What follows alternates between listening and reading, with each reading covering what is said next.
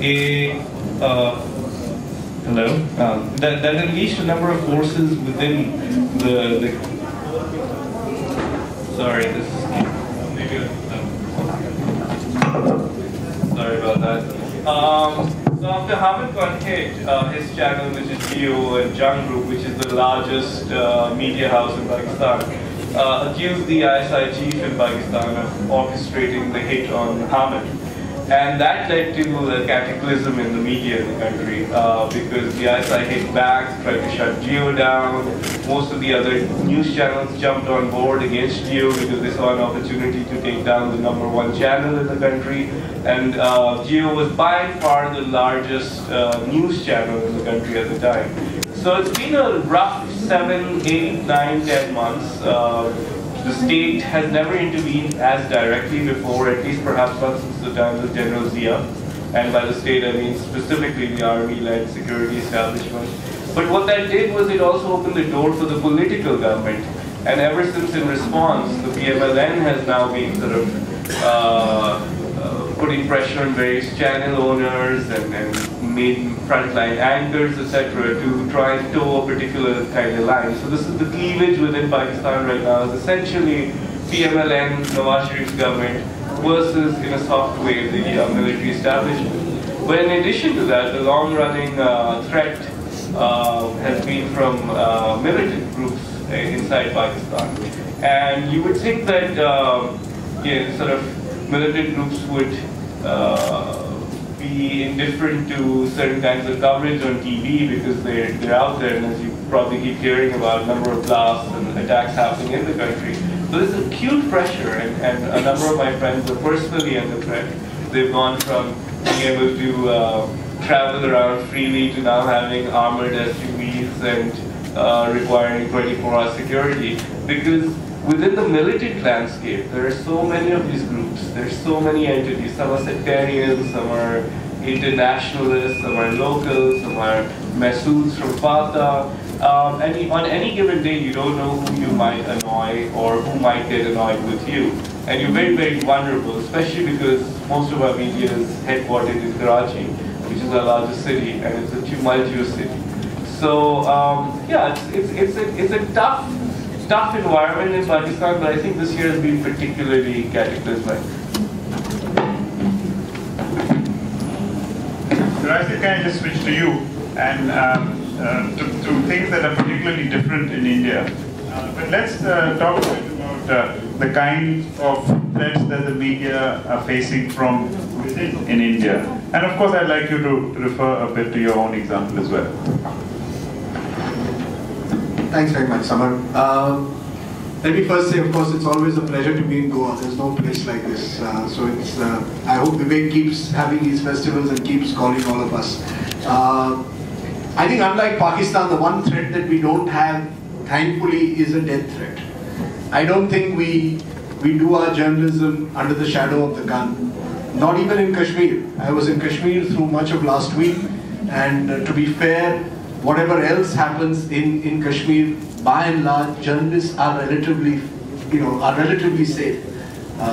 Militants, yes, there have been over the years a couple of examples. Zafar Miraj, a Srinagar journalist, was shot at and very badly injured. He's now contesting the elections almost a decade ago. But by and large in India, the death threat hasn't existed against journalists. Even though I'm sure several politicians would like to eliminate us. If they could find poison or something that, put poison in our food, they could do that. Soft death, yeah, they would find, soft death. And I had the experience only 2 weeks ago of Mamta Banerjee walking out on my program and shouting in a banshee-like manner. But she eventually came back and completed the interview. I said that if you don't come back, then I will show this walkout on TV. So it seemed to work, because she came and sat down like a quiet little girl for the rest of the interview. But unfortunately, there was a Telegraph reporter who was in the room next door, and the next day the Telegraph, which is Calcutta's leading paper, had an 8-column front page headline: Mamta walks out, throws mic, even uttering the various Bengali abuses that she gave me during that period. But by and large, the threat doesn't exist in terms of life. I think the threat that exists at the moment is, to my mind, typified by what I thought Samar was one of the images of this year. Narendra Modi had a Diwali Milan. I think last month, in October was Diwali. Invited several journalists and editors for it. And journalists and editors were so excited that they were going to meet the Prime Minister 5 months after he had become Prime Minister for the first time almost, that instead of asking him questions, every journalist and every editor was tripping over each other to take a selfie with Narendra Modi. And Narendra Modi was very happy to take those selfies also. He was smiling away, journalists were smiling away. As a result, in that entire 1.5 hour interaction, no one asked him questions. Mr. Modi gave some 3-line thing on Swachh Bharat, praised the journalists, thank you for your cooperating with me on Swachh Bharat. The journalists were so happy that the Prime Minister of the country was praising them and was wanting to take selfies with them that they forgot that their basic task as journalists is to ask him questions. And therefore, I think the real threat is that we are moving towards what I call as embedded media. From independent media, we are moving to an era of embedded media. And what Mr. Modi does at a higher level is being done across the board by different governments at different levels. And it's obvious that if you are part of the embedded media, you will get certain benefits. If you are not part of the embedded media, you won't get those benefits. Mr. Modi, for example, has realized that I don't even need to deal with journalists or editors, I need to deal directly with a few proprietors. Once I've got the proprietors settled, journalists can't do anything to me. Mr. Modi in his 12 years in Gujarat did not address one press conference, did not take questions from journalists.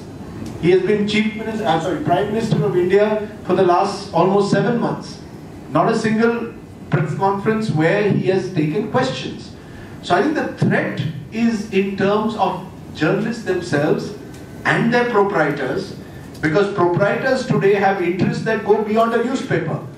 Most proprietors today either have a power plant, or they have set up, or they've brought mining companies, or they have other businesses which have less and less to do with news.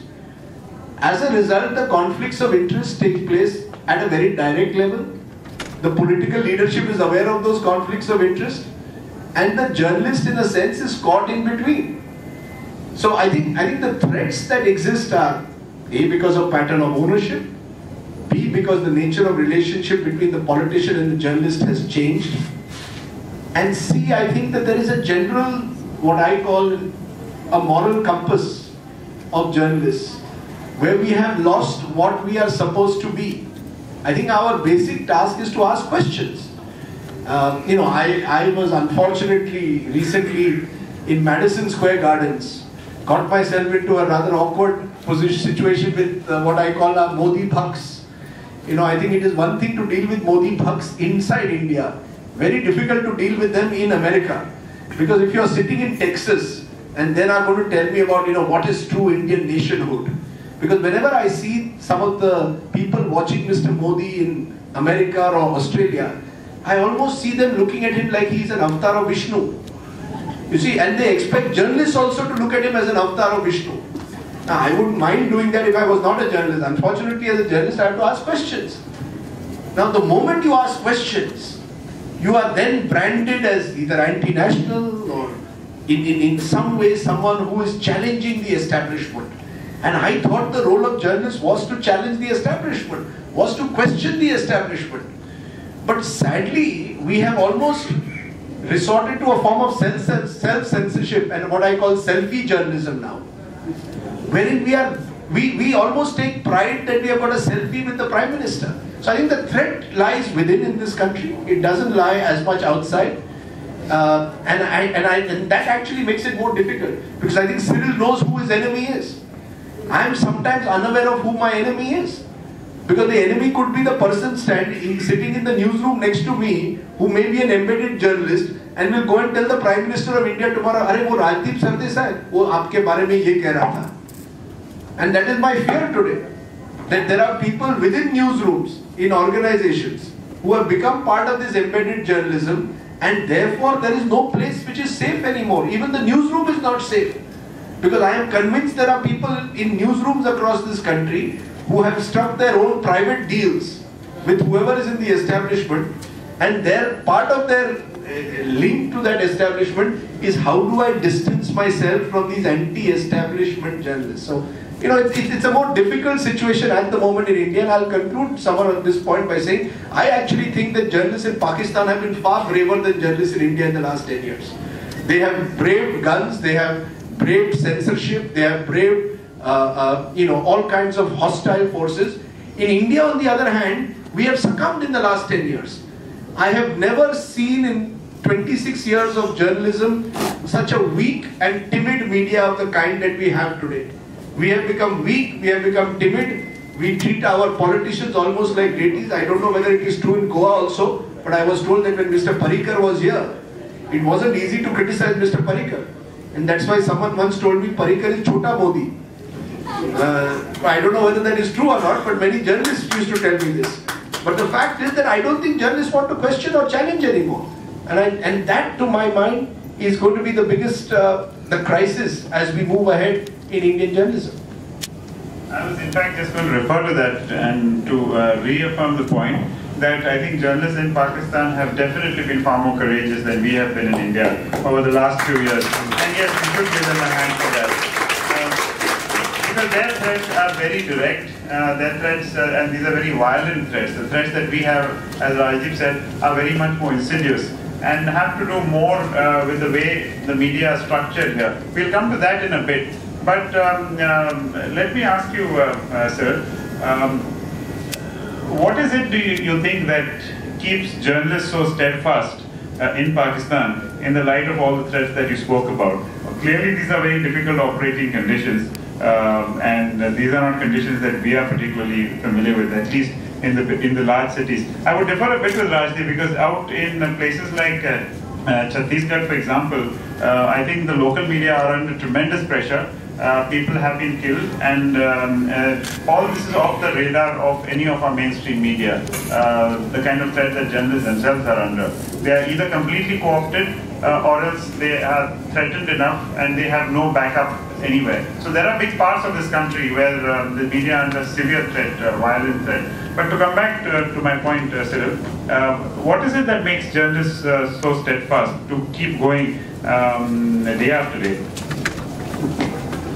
I mean, I don't know, I wouldn't think perhaps it's for outsiders to say whether we're courageous or not, as many of my counterparts are. But I think at the end of the day it's a job, and you know, you're in this profession, you choose it voluntarily, you're passionate about writing or being on TV, questioning people, asking, you know, having a viewership or a readership and trying to respond to them. Like, for example, this 25 rupees a day that my newspaper costs, the newspapers in Pakistan are far more expensive than over here. And so there's somebody who's paying that money, and you sort of have some kind of, if not a debt to them, but some kind of responsibility towards them. But I think there are far more prosaic answers to that too. And if you look at Pakistan's political history, it's always been tumultuous, it's always been standoffish, right? We've had eras of military governments every 10 years or so, and the establishment and the journalists have to push back against each other constantly. So that ebb and flow that you've seen over the years, that's kind of hardened journalists. Unfortunately, one of the things was Rajdeep was just talking about, Pakistan is roughly, in my opinion, about 5 years behind the Indian journalistic cycle or curve. And many of the things that you're seeing and what Rajdeep was talking about right now are sadly happening in Pakistan too. Because most of the new entrants to the media in Pakistan, until 2002, we had one state-owned TV channel called Pakistan Television. Now we have 20 plus news channels. And all of the new entrants into this are people who come from business backgrounds, not from journalistic backgrounds. And many of the experiences that I've read about and heard about with Rajdeep and others in India are now happening in Pakistan itself, where an owner will call up an anchor and tell him, you can't talk about this.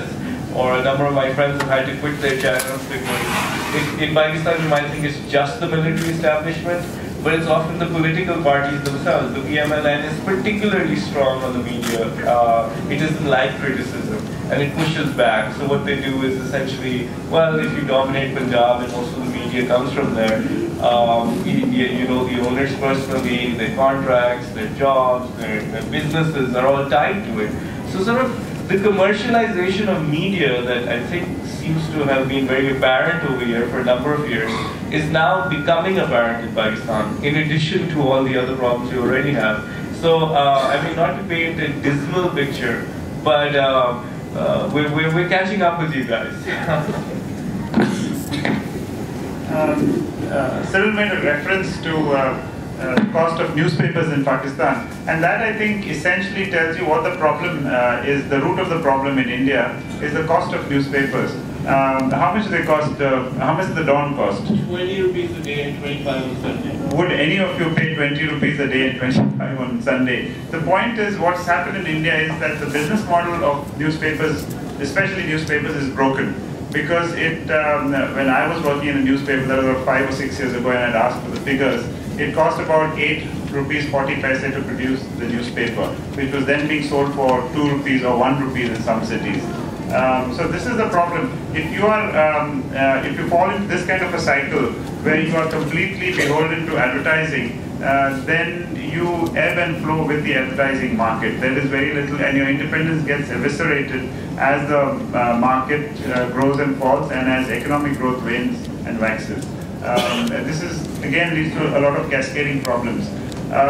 In Pakistan, I think newspapers are directly, in that sense, beholden to the reader, simply because of the fact that readers are directly paying for the newspapers. That doesn't happen here. We don't have all that much time left, so I'll just stop. Can I just add one point since about this business model? It's just as true for television. In this country, we pay something absurd called carriage fees. It is paid by news channels to cable operators. The only people who have made money in India's news revolution, TV, are the cable operators.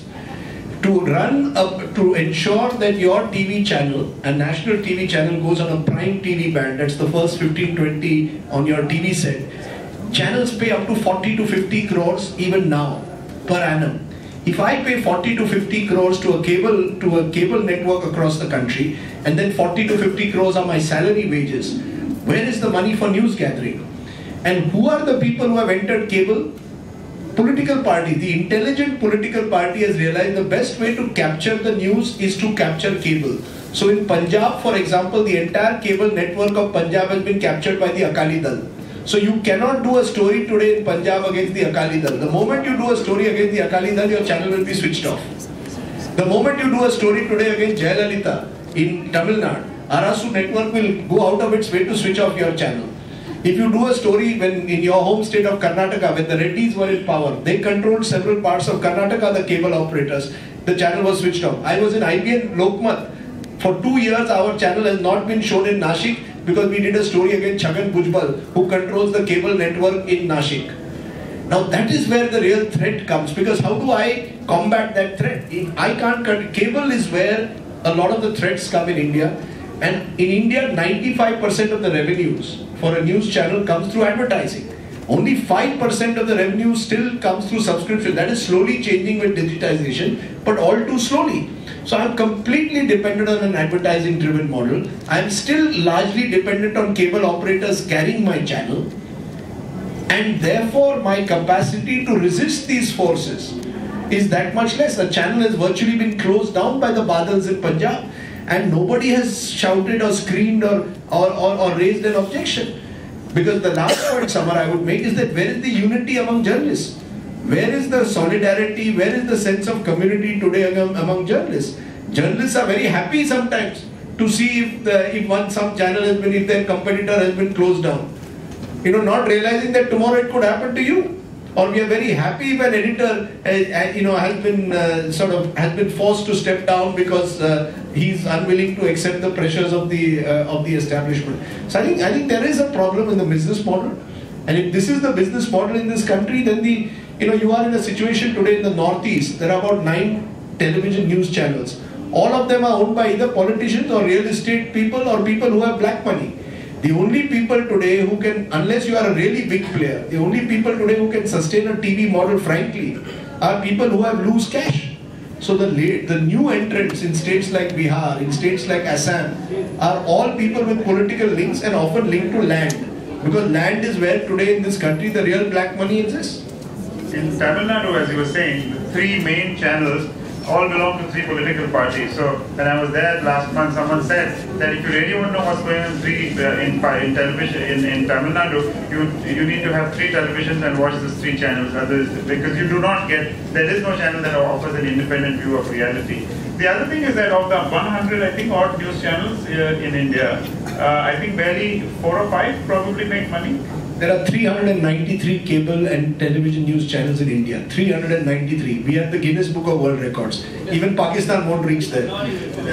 393 and another 100 have applied for licenses. And this does not include local cable TVs like the ones you have in Goa. So my friend Pramod Acharya is not counted in this 393. Because Goan channels are all running through cable. I don't know who controls cable in Goa. But the day is not far when some politician will be clever enough to control cable and will say, you do a story against me, I'll cut off your cable.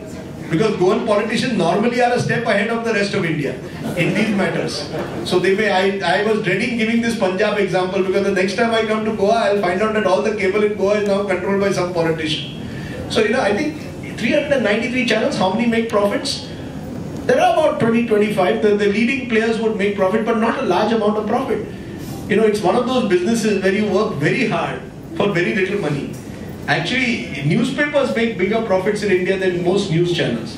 I don't think any news channel, I'm trying to think, Aaj Tak makes 125 crores profit, which perhaps is the most profitable news channel in the country. 125 crores is nothing for all the big newspapers. I mean, the big newspapers are making, Times of India's profits are, I think, 1,500 crores, 2,000 crores. So newspapers in India, keeping, when you compare to television, newspapers actually make far more money than news television. Well, that is failing, obviously, because the graph is clearly coming down. But just to give you an idea, the news media have been in this business for so long, for so many decades. Yet the overall turnover of the news media in India equals the overall turnover of Airtel, if at all. That's about it. And Airtel has been in business only from 1990s, I think. So that is the perspective of how actually financially weak the news media in this country. We'll open it up to questions at this point of time. If anyone has questions, please raise your hand. Please tell us your name.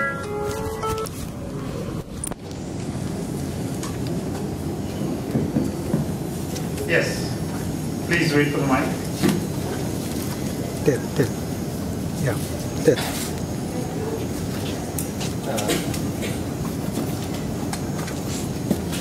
Who's come for it? On the kitchen table, see. I think I can hear you. Meanwhile, this question is aimed at Rajdeep. In a recent interview, I think with News Laundry, if I'm not mistaken, I heard you say at least 3 times, I'm Maharashtrian, I'm Maharashtrian, I'm Maharashtrian. And I find that every time you come to Goa, everybody wants to appropriate you.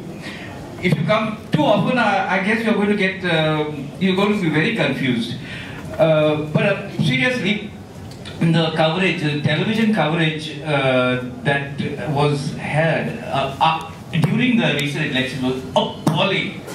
You simply, I mean, the whole news media, not just CNN, IBN, simply went in, didn't give a voice to anybody else apart from the BJP. It looked like they had just a special studio in there where the spokesmen were, speaking. I could see Bharka Dutt being overruled by the spokesman of Singh so rudely, and you never used to take this before from people, but this time it looks like you're bought. What do you have to say? What can I say?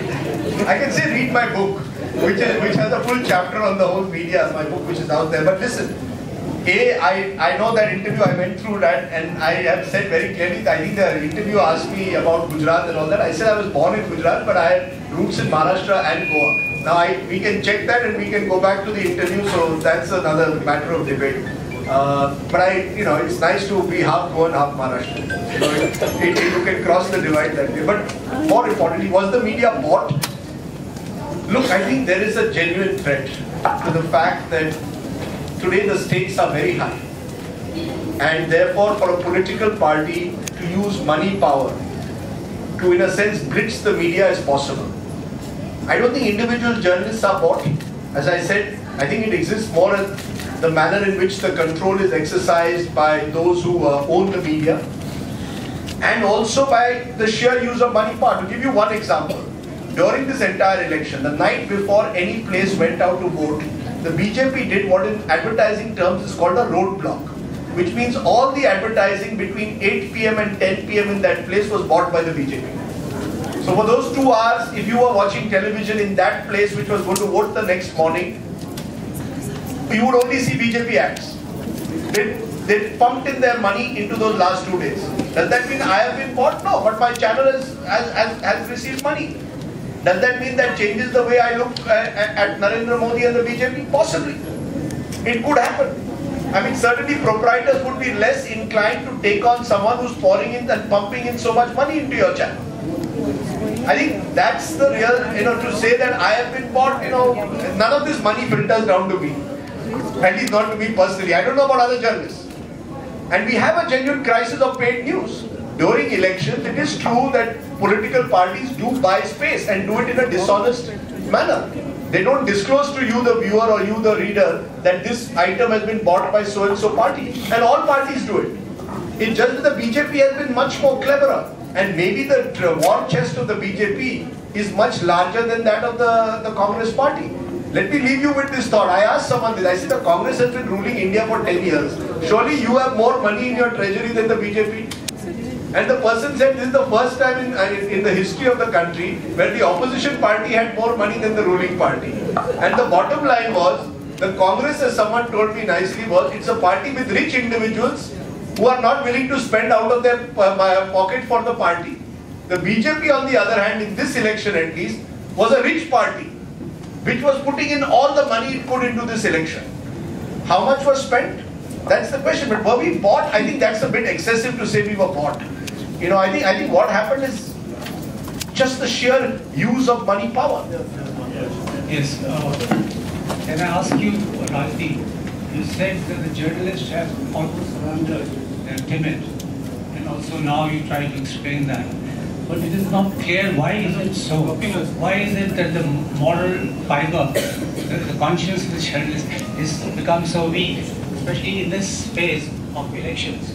And secondly, if I can follow up, do you think we need an independent media, a new model, business model of independent media, where proprietors do not play such a controlling role? Can there be different ways of funding through the public, through autonomous organization like the BBC? What do you think the alternative model of business? Very quickly, I think someone perhaps is a good, can give you a better answer to your second part of your question, because people like him, what he's calling now refugee journalists, are trying to create this alternative model of independent journalism. Digital will allow that, because the costs of entry into a digital media is perhaps much less than that of television, or to start a television channel I need to have 200 crores for 2 years as my investment. For a digital it will be about 20 crores possibly for the same period of time. So I think digital will provide that option of an independent media possibly, where you don't completely depend on advertising revenue or a proprietor to call the shots. Why have we become timid? I think because it's a society. As a society today, we are less anti-establishment in general than we were 10 or 20 years ago.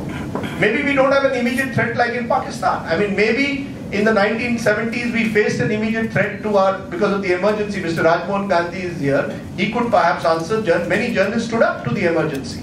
But when you stand up to something, you have to be ready to sacrifice. You see, standing up doesn't come. You have to be ready to give up comforts. You have to be ready to challenge the dominant narrative. You have to be ready to challenge your proprietor, challenge your editor. That's not easy. It isn't. And it's not easy for the average journalist to do this. We all have EMIs to pay. Tell many of my colleagues, they have EMIs to pay. You can't suddenly just quit your job tomorrow because you're not being given your independence. I do hope that journalists as a collective resist it. That's my only hope, that whenever it happens, we should resist it. May I just, we are about to come to the end of this session because we have a program behind. It's been wonderful. I'd like, if anyone has a final question for Cyril here. Cyril, a question for Cyril, please. So I think you were asked about how you and others are standing up to a variety of pressures, which I think is a great story. That's one. But the other question I want to ask you was, is there any Urdu language newspaper which shows a similar kind of courage in Pakistan? In a short answer, no. There's a reason for it, because Urdu newspapers, which is the largest newspapers in the country, the three largest newspapers in the country are Urdu. They cater to a more conservative, right-of-center type of audience. They are also historically been far more amenable to establishment pressure, because the narrative shaping that happens nationally, be it on sort of what is Pakistan, be it on certain kind of foreign policy and national security choices that the army makes, and specifically the army, they have played this game for so long that they understand how to do that. But now I think there are cracks in the media. The monoliths that I think perhaps what Rajdeep was talking about has been happening out here. Where once upon a time there were 3, now there's 20. And 20 initially meant that they all sold out and they all went along a certain way. But then that's opened up little spaces, and I think we're going to see over a period of time, whether it's in Pakistan, perhaps online, independent media. We're talking about DTH, I believe, digital out here. So you're going to see little opportunities opening up. Social media in Pakistan, it's not as big as it is in India. But through the social media pressure, there have been some stories that the media, the mainstream media, has been forced to carry, be it against Nawaz Sharif or Shehbaz Sharif or Asif Zardari, because it's sort of percolating out there on Facebook or on Twitter. And I think there are sort of opportunities, but I also have to be honest, it does not look very bright for the future.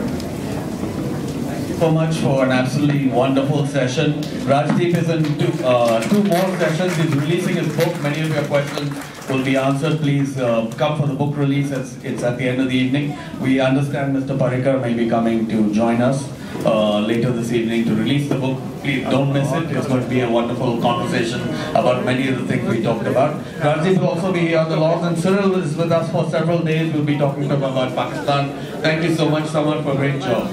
Rajdeep, if you wouldn't mind staying here for a second, there's a quick